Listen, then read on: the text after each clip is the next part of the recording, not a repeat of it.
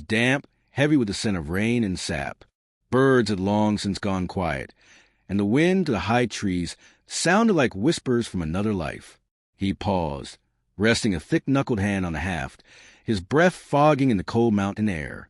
His cabin crouched behind him like a tired dog, old timbers slouched with age, roof patched with rusted tin.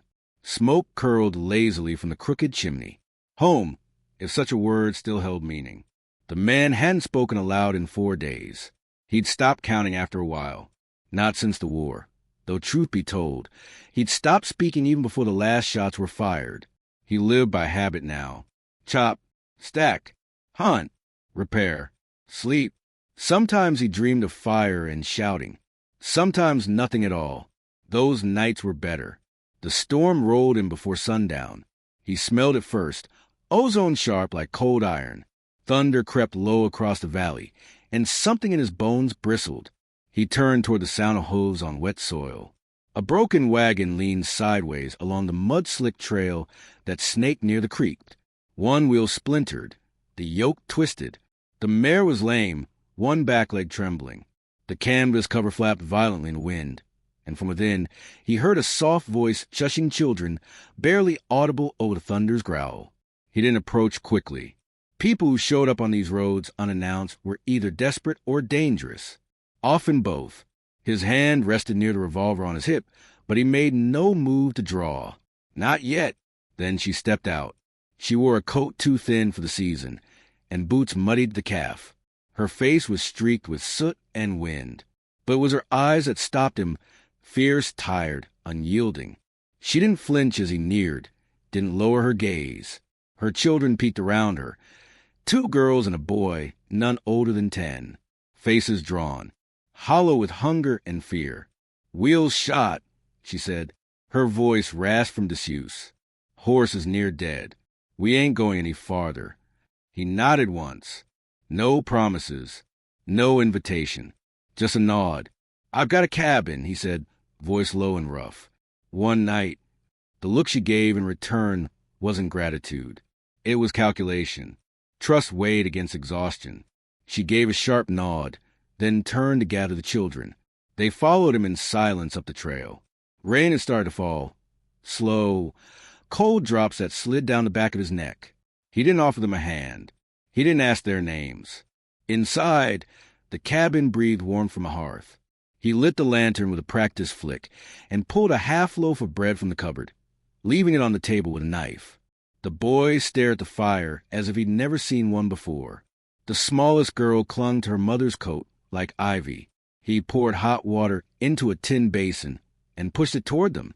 She nodded again. Still no thank you. Good. He wouldn't have known what to say in return.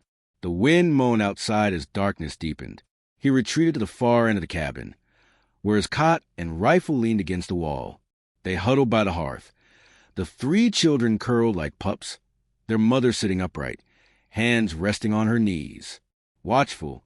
Still, he lay down without undressing. His eyes traced the ceiling beams, the places where smoke had long since stained the wood. He listened. The oldest girl whispered a song to the younger. The boy mumbled a prayer. Their mother said nothing, but he heard her shift, slow, careful movements. A woman used to moving in silence. Sleep didn't come easily. By morning, the rain had turned the world to mud. Mist hung low between the trees, veiling the woods in pale gray. The wagon sat where it had fallen. Beyond repair, he could see that now. The mare was worse off. Foam at the mouth, legs swollen like a club. "She won't make another mile," he said.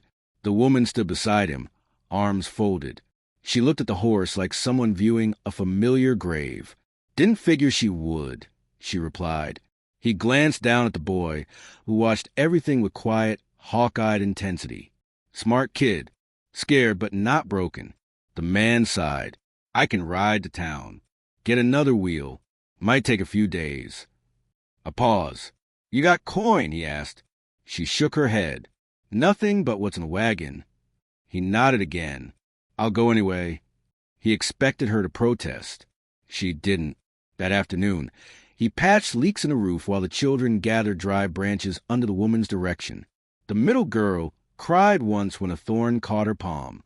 The man saw her mother hold her hand over the flame until the blood stopped, whispering something soft that made the girl go quiet. He kept watching them from the corner of his eye. That night, she baked something with the flour he had stored for winter. Flat, hard cakes with salt and bits of dried apple. The scent filled the cabin like memory. He sat at the far end, chewing in silence. The boy offered him half of his share. He didn't take it, but he didn't say no. Later, after the children slept, the man sat on the porch, oil lamp casting a dim halo around him. The woman joined him, a shawl wrapped around her shoulders. "You live here alone?" she asked, voice quieter now. He nodded. "For how long?" "Long enough." "Wife?" He didn't answer. They sat together as the night deepened. A coyote howled in the hills. Wind shifted through the trees like breath. She didn't ask again. When she stood to go inside, she hesitated. "Thank you," she said.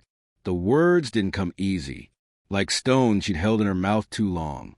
He looked at her for a long moment before nodding once more. She went inside. He stayed out there a while, watching the moon carve silver across the forest. The wind smelled like rain and old memories. He had not meant to open his door. He had not meant to remember what warmth felt like. And yet behind him, in that dim cabin, slept something dangerous. Something he had buried alongside the war, the graves, the pain. Hope. The thaw came slow that year, like the land itself wasn't ready to let winter go. Snow retreated in thin ribbons down the hills, leaving behind patches of black earth that drank the melt in silence. The creek ran fast now, swollen with cold water, its voice carrying through the trees. He worked in the clearing with the boy that morning, setting steel traps where the rabbit paths cut through the brush. The boy moved quiet, light-footed, eyes on every bend of the trail. A quick learner. The man said little, only nodded when the boy mirrored his movements. Words were used sparingly here, like gunpowder, best saved for when they mattered. Back at the cabin, the widow had the girls gathering stone from the creek for a hearth repair. The smallest carried them in her skirt hem, grinning at her sister's disapproval. There was a rhythm now to the days. Chores divided without discussion. Meals prepared without thanks spoken, but understood all the same. The sharp edges between them had dulled, though he still caught her watching him sometimes, eyes measuring, as though deciding whether he could be trusted with more than shelter. At night, the thaw brought mist to the valley, curling low and white. That's when the dreams returned.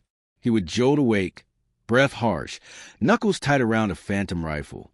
Sometimes it was gunfire, sometimes a crush of bodies and smoke, sometimes only her voice, a voice long gone, calling his name from somewhere he could never reach. When those nights came, he would sit outside until the frost formed on his beard. He thought she didn't notice. He was wrong. The first time he caught her awake in the small hours, she was crouched by the hearth, adding wood to coals. A pistol lay beside her knee, half hidden in shadow. Her eyes flicked to him, then back to the fire. No words passed, but a truth settled between them. They both slept light because they'd learned not to trust the dark. A week after the thaw began, trouble showed itself in the trees. 2 riders, just shapes against a ridgeline at dusk, too far to make out faces. They didn't approach, just lingered there until the sun bled out and the land went black. The man said nothing to the children, but he saw the way the widow stiffened, her jaw set, hands curling into fists around the washcloth she held. She pretended it was nothing, but her eyes betrayed her. He'd seen that kind of fear before, not of danger itself, but of danger already recognized. The following day, he rode to town for supplies. When he returned, his hands were scraped raw and his knuckles split, though he said nothing of how it happened. The boy noticed, though, glancing up at him with a mix of curiosity and caution. The man only muttered something about a drunken fool in the road, and went about stowing the sack of flour and the tin of coffee. The widow didn't ask, but she studied him like she might ask later, when the children were asleep. One evening, the youngest girl took sick. Fever burned hot in her cheeks, and her small hands trembled against the quilt. The widow tried cool cloths, herbs steeped in boiling water, but the cough deepened, ragged. The man saddled his horse without a word and rode hard into night toward the doctor 2 valleys over. He returned long after moonset, his coat torn at the shoulder, carrying medicine and the faint smell of gunpowder. The widow met his gaze in the lamplight, but didn't press for details. Her hands were busy tending the child, but her eyes said what her mouth didn't. She understood what it had cost. By morning, the fever broke. The girl slept sound, her breathing steady. The boy sat with her, carving a small wooden bird with the man's old whittling knife. When it was done, he left it on the table beside her bed. The man noticed, but said nothing. Pride was a thing better shown than spoken. Spring deepened. The snow line retreated up the mountains. The days lengthened, warmed, but the riders returned. 3 this time, holding just beyond the tree-line, shadows under broad-brimmed hats. The man saw them while splitting logs, his axe stalling mid-swing. They made no move to cross the open ground, but the air between the trees felt colder for their presence. By the time he'd fetched his rifle from the cabin, they were gone. That night, the widow baked bread in silence, hands working the dough hard enough to leave her knuckles white. The children sensed something and kept to whispers. He watched her from the doorway, the lamplight tracing the sharp lines of her face. She caught him looking, and for the first time, she didn't turn away. Instead, she asked, "How long you been out here alone?" "Since the war," he said. "North or south?" "Both. Neither." Her eyes narrowed slightly, as though she understood more than he'd said. She looked back to the bread. "I had a husband once," she said, voice low. "Thought the land would keep us safe. Turns out land can't stop bullets." The words hung between them like smoke. She didn't explain further, and he didn't ask. But something in her tone told him the riders in the trees were no coincidence.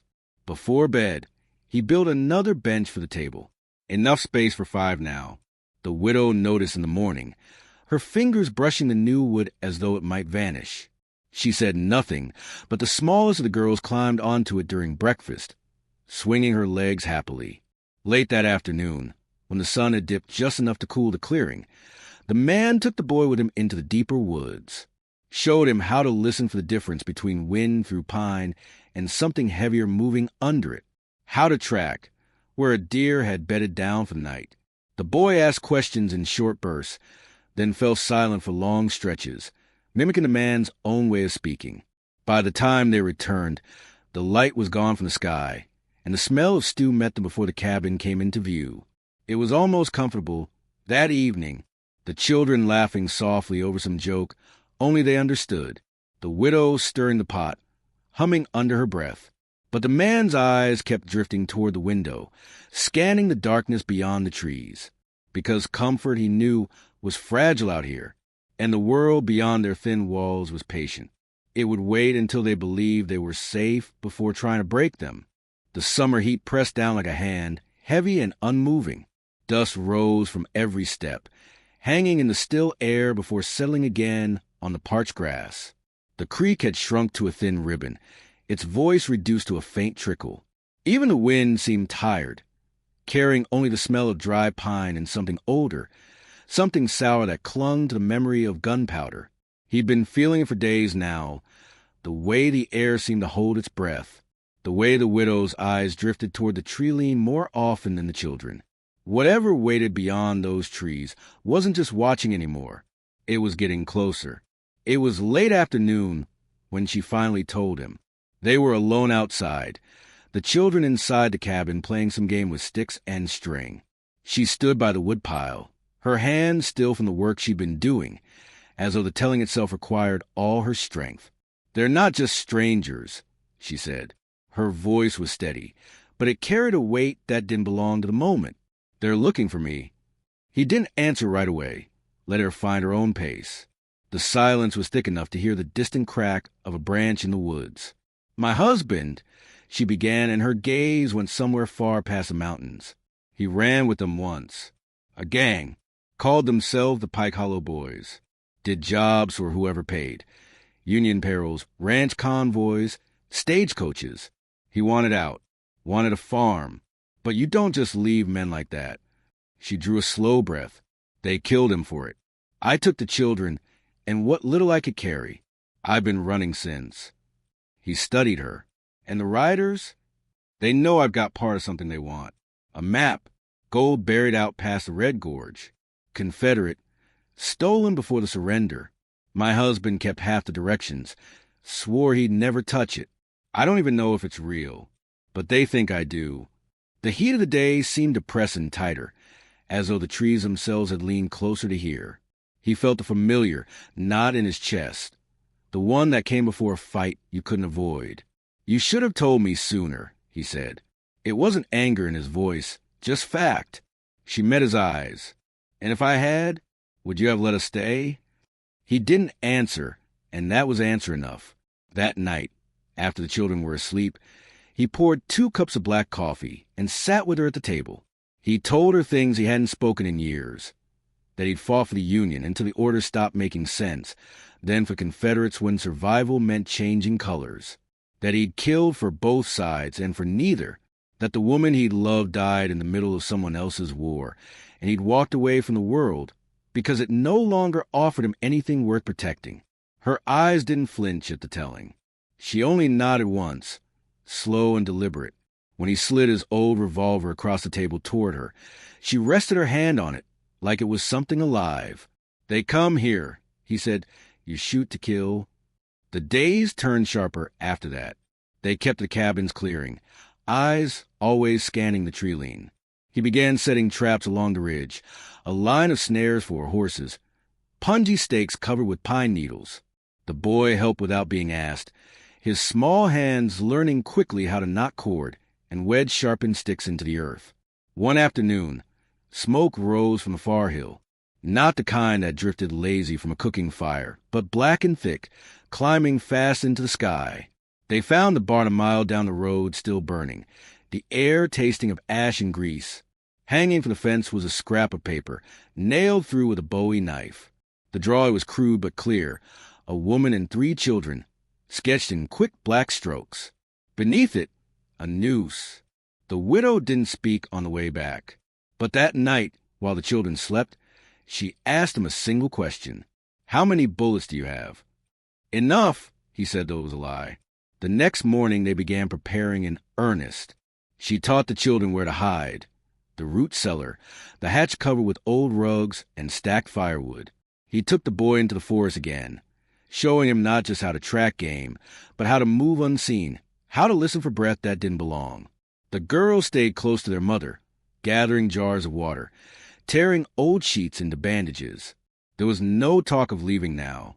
Out here, running meant dying tired. The sun slid lower each day in a sky that seemed to grow heavier, its light redder.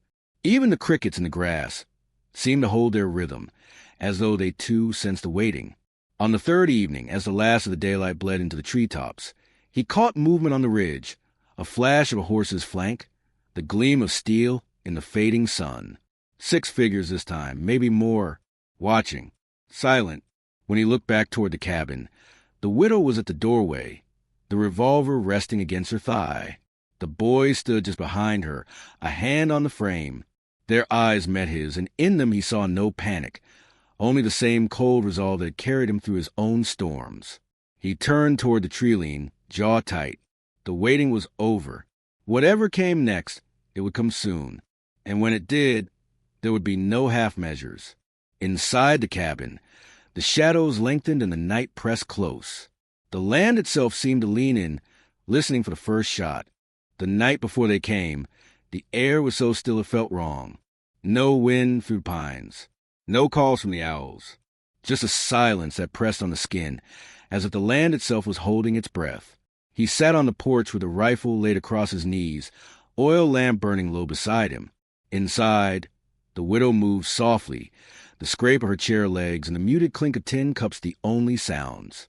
The children were in the root cellar already, wrapped in blankets, the trapdoor hidden beneath stacked firewood. They knew to stay quiet until someone told them otherwise. It was near midnight when the first hoofbeats came, slow, deliberate, the sound of men who want to be heard. 6 riders emerged in the trees, their silhouettes dark against the moonlight. They stopped at the edge of the clearing, the horses shifting under them, breath steaming in the cool air. One of the men called out, voice carrying like a whip crack. "Sun up," he said. "She walks out, or we burn it all down around you." No names. No threats beyond the plain fact of what was coming. They turned and vanished into the dark, the sound of their horses swallowed by the forest. Inside, the widow sat at the table, hands folded around the revolver. "They won't wait until dawn," she said. He nodded. "Then neither will we." They worked without speaking. He moved outside, checking the traps along the tree line, setting a fresh line of sharpened stakes beneath the brush where the horses might break through. She packed what ammunition they had into a small sack, tied it to her belt, and laid the old hunting knife on the table.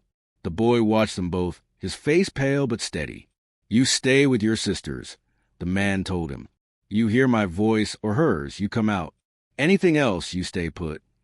The boy nodded once, swallowing hard, then disappeared into the cellar without another word. The first shot came just before the horizon began to pale, a crack from the trees that tore a splinter from the cabin's porch post. He returned fire instantly, the rifle's recoil sharp against his shoulder. A man cried out from the dark, followed by the pounding of hooves. Then the clearing erupted. Two of them charged from the west, straight into the line of punji stakes. The horses screamed, toppling their riders into the dirt. The widow was already moving, crossing the yard low, firing twice before ducking behind the woodpile. One man stayed down. The other crawled for cover, dragging a bloodied leg. Another rider came from the south, skirting the traps. The man met him head-on, a single shot to the chest dropping him from the saddle. But the cause was a flash of pain across his ribs as a bullet grazed him, hot and wet under his shirt. He stumbled back toward the cabin, reloading as he moved. From the east, a figure on foot slipped through the shadows, the only woman among them. She was fast, low to the ground, her pistol spitting sparks in the dim light. The widow caught her in the barn doorway, steel meeting steel in the dark.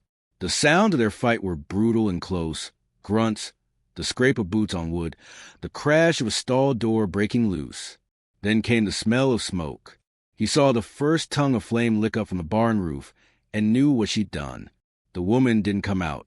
The widow emerged instead, coughing against the smoke, a dark smear of blood across her temple. There were only two left now. One kept firing from behind a fallen log near the creek. The other, tall, wide-shouldered, charged straight for the cabin door. The man met him there, rifle empty, so he swung it like a club, would cracked against bone, but the outlaw barreled through, knocking them both into the wall. They grappled hard, fists and elbows in the dim space between the table and the hearth. A knife flashed, caught the man across the forearm, and clattered to the floor. The widow appeared in the doorway, revolver steady despite the blood on her face. She didn't hesitate. One shot. The tall man went still. The last of them broke for the trees. But she didn't let him go. She stepped past the man, leveled the revolver, and fired until the hammer clicked empty. The forest swallowed the echoes, leaving only the crackle of the burning barn and the ragged sound of their breathing. For a long moment, they just stood there. The smell of gunpowder hung heavy, mixing with the smoke. The man's shirt was soaked red along his side, but he stayed on his feet. The widow's hand trembled now that it was over, but her eyes did not. They uncovered the children at dawn. The boy's face was streaked with soot from the cellar air, but his sisters clung to him as if he'd kept them alive by sheer will. They stepped into morning together, the sun breaking over the ridge, spilling gold across the clearing that now bore the scars of the night. Behind the cabin, the grave markers stood in a quiet line. By the week's end, two more would join them, set far enough from the house that the children wouldn't see them every day. The barn was gone, the yard torn by hooves and fire, but the cabin still stood. So did they. A week later, the man sat at the table he'd built, the children beside him, the widow opposite. Her hands moved easily now as she braided her daughter's